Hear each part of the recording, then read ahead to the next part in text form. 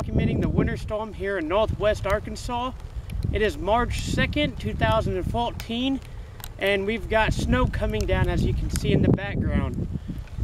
We've got about an inch to inch and a half of sleet in my area between Johnson and Springdale area.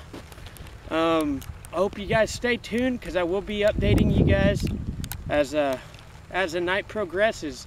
Road conditions are hard, very, very tough. If you don't have to drive, please do not be out there. Thanks everybody, stay safe and God bless.